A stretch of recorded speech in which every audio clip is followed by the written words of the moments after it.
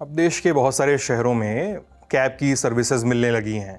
Rapido, Ola, Uber, in drive, बहुत सारे app हैं। आप अपनी जेब से फ़ोन निकालते हैं, अपने मनपसंद ऐप खोलते हैं, प्राइस अपना कंपेयर करते हैं और अलाने फलाने जगह जाने के लिए राइड बुक कर लेते हैं। 1 जुलाई की रात आई एक गाइडलाइन सीधे केंद्रीय परिवहन मंत्री नितिन गडकरी के ऑफिस से। गाइडलाइन ऐसी आई है कि बस पूछो मत। मतलब आप अगर बारिश हो रही हो, त्योहार के आसपास के दिन हो या ऑफिस आवर जैसे पीक टाइमिंग्स हो, अब आप कैब बुक करके देखिए, आपका मन करेगा इससे अच्छा पैदल ही चले जाए। जी हाँ, छत तोड़कर निकल जाने वाली सर्ज प्राइसिंग का इंतजाम कर दिया गया है। साथ ही आई है कुछ रियायत वगैरह भी। बाइक टैक्सी को लेकर भी कुछ बोला गया है। अब आज के खर्चा पानी में यही सब समझा जाएगा। तो चलिए शुरू करते हैं। नमस्ते, मैं सिद्धांत और आप देख रहे हैं ललन टॉप का डेली फाइनेंशियल बुलेटिन खर्चा पानी। Brought to you by Mrs. Bector's, Sharda University and New India Assurance. Mrs. Bector's Cremica coconut cookies. आज चाय के साथ क्रेमिका कोकोनट हो जाए। 1 जुलाई की शाम केंद्रीय सड़क व परिवहन मंत्रालय ने नई गाइडलाइन जारी की है। Motor vehicles aggregator guidelines MVAG साल 2025 कीवर्ड के हिसाब से बता दे रहा हूं। क्या लिखा गया है इसमें, प्रमुख बातें जो है पॉइंट वाइज जानते हैं। Where the software engineer meets the gifted content writer, the world comes together at Sharda University.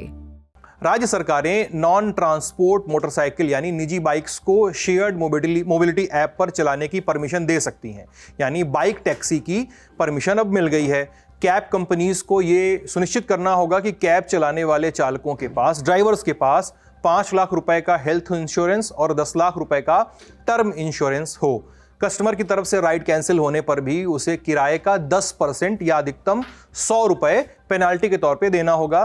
Cab drivers को मिलने वाली रेटिंग की हर 3 महीने पर समीक्षा करनी होगी। किसी ड्राइवर की रेटिंग बहुत खराब है, 5 परसेंटाइल से नीचे है, तो उसे ट्रेनिंग से गुजरना होगा। ड्राइवर अगर फिर भी फेल होता है तो उसकी सेवाएं खत्म कर दी जाएंगी। केंद्र सरकार ने कैब कंपनियों को कैब में लोकेशन ट्रैकिंग डिवाइस लगाने और इसको कंपनी के सेंट्रल सर्वर से जोड़ने के लिए भी कहा है। इस लोकेशन डेटा को राज्य के कंट्रोल और कमांड सेंटर से भी लिंक किया जाना अनिवार्य कर दिया गया है। Life can throw yonkers too. Don't get bowled over. Get insured with Rasta Apatti Kavach policy. Visit our website to know more. मोटा माटी कहें तो बाइक टैक्सी को परमिशन मिल गई है। सरकार का तर्क साफ है। इस कदम से ट्रैफिक और प्रदूषण तो कम होगा ही, लोगों को भी आने जाने के लिए किफायती विकल्प मिलेंगे। गली नुक्कड़ में भी डिलीवरी पहुंचाने जा सकेंगे और रोजगार के भी नए रास्ते खुलेंगे। यह भी साफ हो गया है कि यदि कस्टमर राइड कैंसिल करता है तो आन का तान पैसा नहीं लिया जाएगा। सेफ्टी और सिक्योरिटी का इंतजाम है। साथ ही कैब ड्राइवर्स को भी कुछ सहूलियतें मिली हैं। अब आप पूछेंगे कि यार जो थंबनेल पे लिखा है उसके बारे में कुछ बताया ही नहीं, यहां तो असली कहानी है। तो उसको जानने के लिए कुछ टर्म्स जान लीजिए। आप कैब बुक करते होंगे तो आप जानते होंगे, लेकिन जो नहीं बुक करते हैं उनको जनवा देते हैं। डेड माइलेज, ये दूरी वो है जो ड्राइवर यात्री को लेने से पहले तय करता है।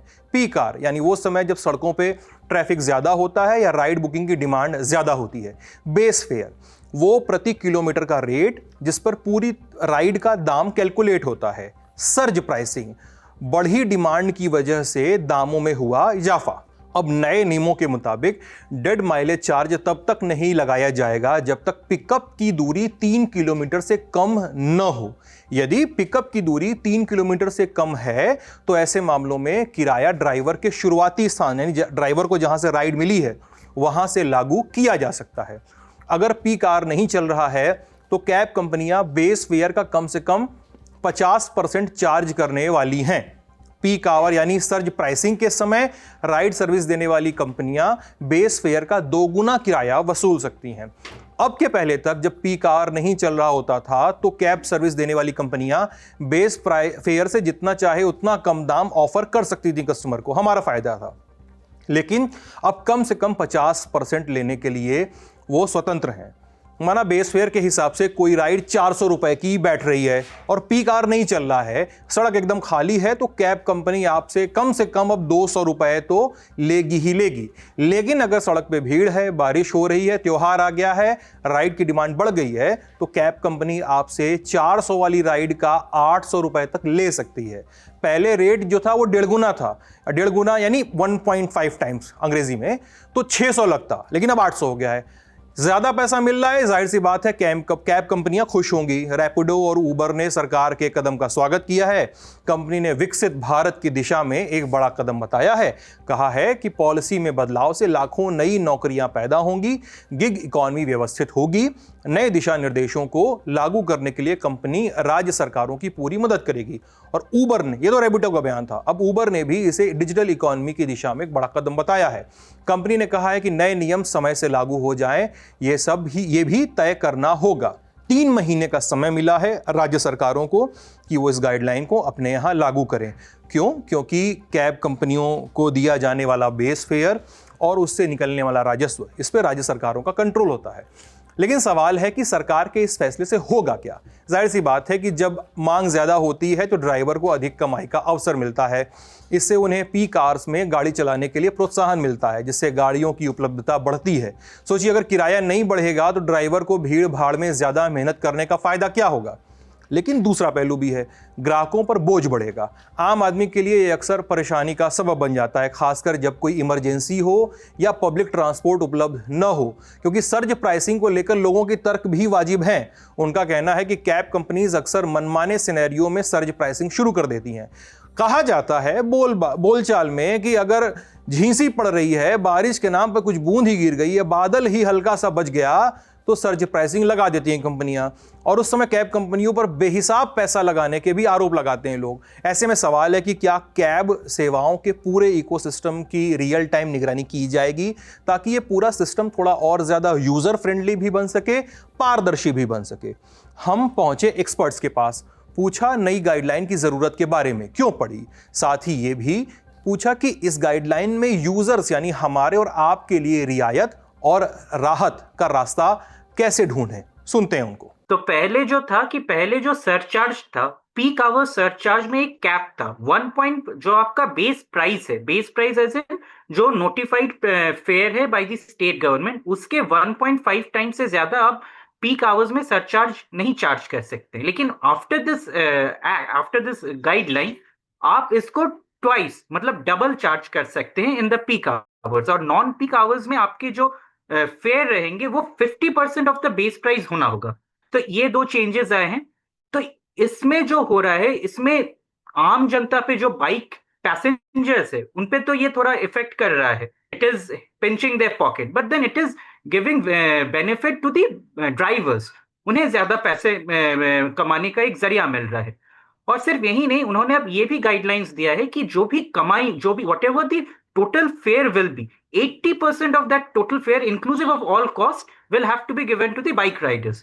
तो उनसे उनका भी एक जो इनकम स्टेबिलिटी है जो बाइक राइडर्स का, क्योंकि वो बहुत ही हार्श कंडीशन में मैक्सिमम टाइम ऑपरेट करते हैं, तो उनको एक सुविधा मिल रही है।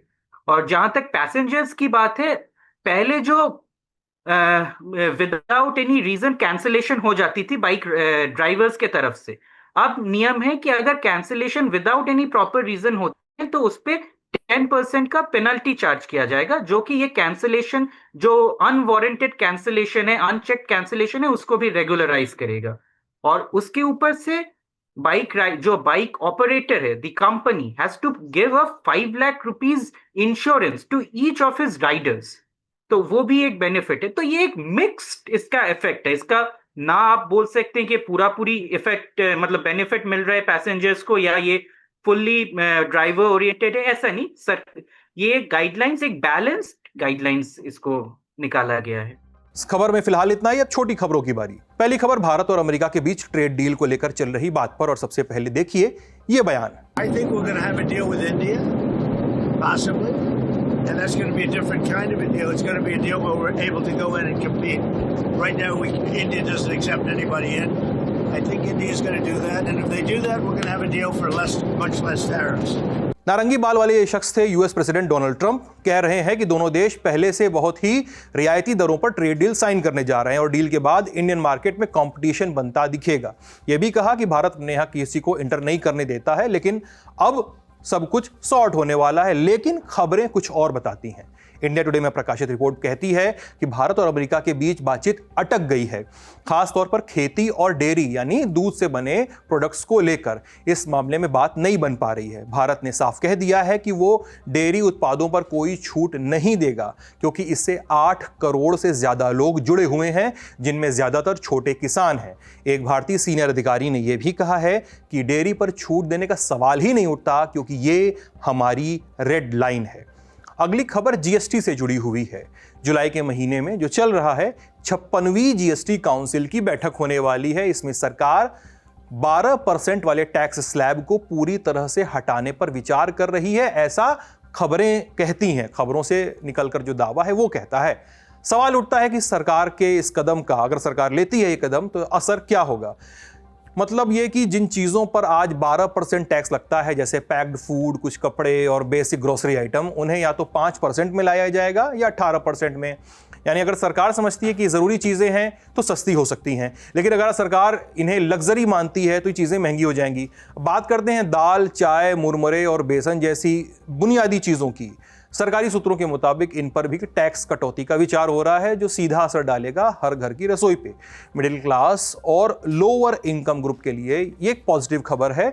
सरकार सिर्फ दरें ही नहीं बदल रही, पूरे जीएसटी के ढांचे को भी सरल बनाना चाहती है। खबर कहती है कि आज ये जो 5%, 12%, 18% और 28% के कई सारे स्लैब हैं, उनको घटाकर 3 किया जाएगा। 5% में जरूरी चीज़ें होंगी, 12 से 18 में मिड रेंज चीज़ें और 28% में लग्जरी आइटम्स होंगे। यानी एक बीच का स्लैब जो है वो रिवीजन में आएगा। खबरें हैं, खबरों की सच्चाई आगे आने वाले दिनों में पता चल जाएगी। आज का खर्चा पानी यहीं तक। अपना ख्याल रखिएगा, स्वस्थ रहिएगा। बहुत बहुत शुक्रिया।